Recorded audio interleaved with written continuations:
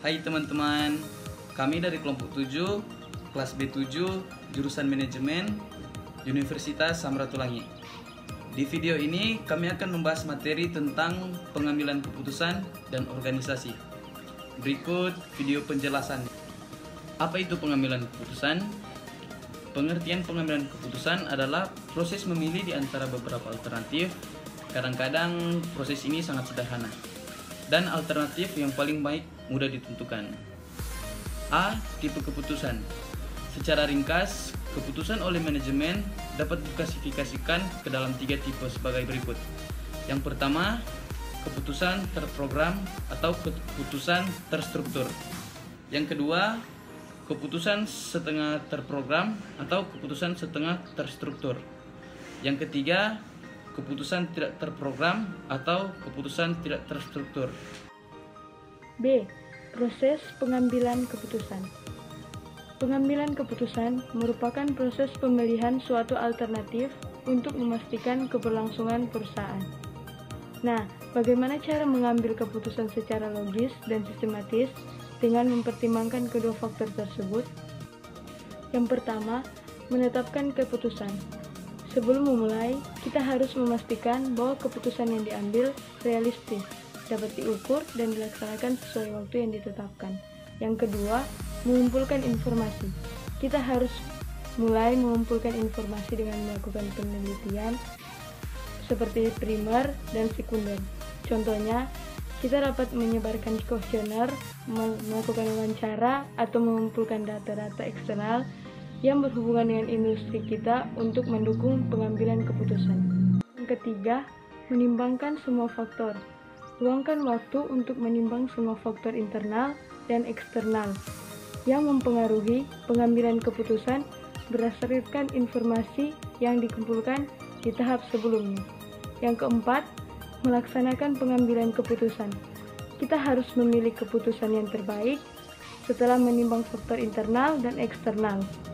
Keputusan yang diambil harus sesuai dengan tujuan perusahaan dan membantu menyelesaikan beberapa tantangan yang dihadapi perusahaan selanjutnya. Yang kelima, evaluasi setiap keputusan. Tinjau semua keputusan untuk memeriksa apakah tujuan sudah tercapai. Pertimbangkan juga terkait hal-hal yang bisa ditingkatkan untuk pengambilan keputusan di masa depan dengan mengumpulkan masukan dari anggota lainnya di perusahaan Anda. C. Gaya pengambilan keputusan.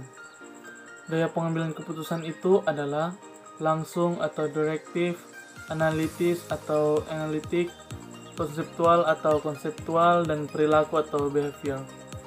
Masing-masing gaya pengambilan keputusan ini mempunyai strategi berbeda agar bisa memperoleh hasil yang efektif. 1. Langsung atau direktif. Pengambil keputusan yang cepat, di mana orang yang memiliki karakter ini tidak ingin membuang waktu berlama-lama dalam melakukan analisis pilihan yang ada dan segera mengambil tindakan yang runtut analitis atau analitik. Perlu menentukan tenggat waktu berapa lama yang diperlukan untuk menganalisis data-data yang ada sebelum mengambil keputusan, sehingga tidak berlarut-larut dan justru akan merugikan. Akan lebih baik untuk melibatkan orang lain dalam menganalisis data dan informasi yang tersedia, sehingga keputusan yang diambil pun tidak terkesan terpusat. Yang kedua, konseptual.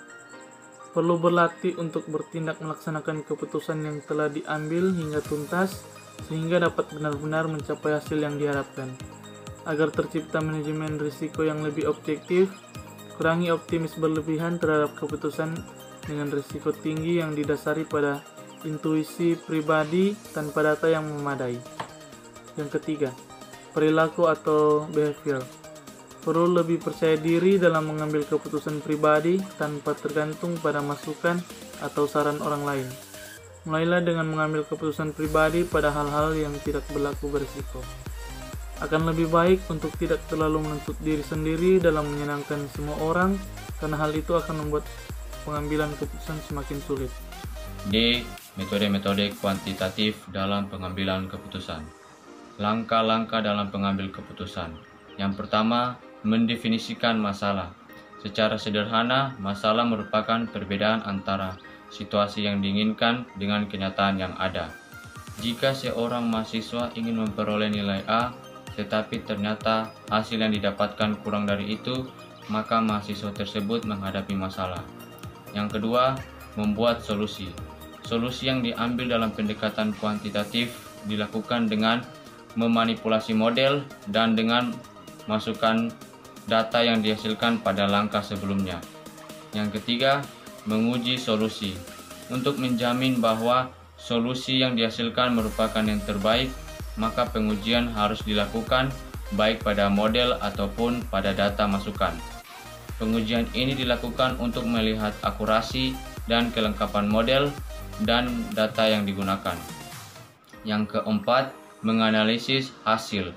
Analisis hasil dilakukan untuk memahami langkah-langkah yang harus dilakukan jika sebuah keputusan telah dipilih.